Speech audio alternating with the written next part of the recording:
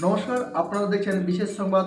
আমি আপনাদের সাথে খোকন। ডিএল খোকন ইউটিউব চ্যানেলের পক্ষ থেকে আপনাদের জানাই আন্তরিক প্রীতি ও শুভেচ্ছা।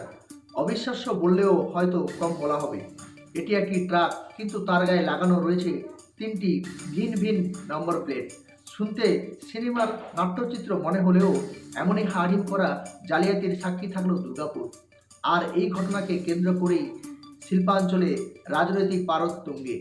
এই রহস্যে কারা এই ট্রাক কোনো বা ভুয়ো নম্বর ব্যবহার করছে, দেখুন সেই বিস্তারিত আজ প্রতিবেদন।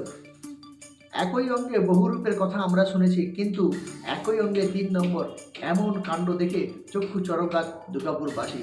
সিটি সেন্টার সংলগ্ন এলাকায় একটি বালি বোঝাই ট্রাককে ঘিরে হুলুস্থুলুস পড়ে যায়। স্থানীয়দের দাবি, ট্রাকটির সামনের দিকে একটি নম্বর এবং পিছনে আর একটি নম্বর। ইঞ্জিনের ভেতর খোদাই করা রয়েছে সম্পূর্ণ ভিন্ন নম্বর।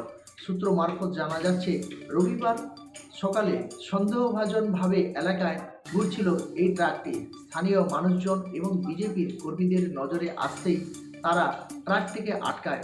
তল্লাশি চালাতেই বেরিয়ে আসে আসল রহস্য। দেখা যায় উড়িষ্যার নাম্বার প্লেটের আড়ালে লুকিয়ে রয়েছে পশ্চিমবঙ্গের নাম্বারও। এই ঘটনার উদ্ঘাটন হতেই ময়দানে নেমে পড়েছে বিজেপি। তাদের অভিযোগ, এই ট্রাকটিতে শাসক দলের এক প্রভাবশালী নেতার ছত্রছায়ায় অবৈধ বালি পাচারের কাজে ব্যবহৃত হচ্ছিল।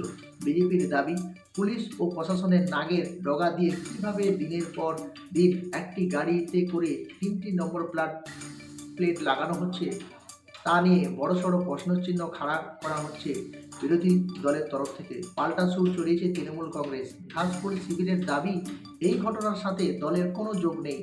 আসলে আইনের পথে চলবে। বিজেপি প্রত্যেকটি ঘটনাকে রাজনৈতিক রং দেওয়ার চেষ্টা করছে বলে তৃণমূলের তরফ থেকে জানানো হচ্ছে।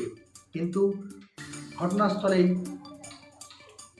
দুর্গাপুরের পুলিশ কর্তারা পৌঁছায় এবং ট্রাকটিকে ইতিমধ্যে বাজেয়াপ্ত করেছে পুলিশের তরফ থেকে এবং চালককে আটক করা হয়েছে।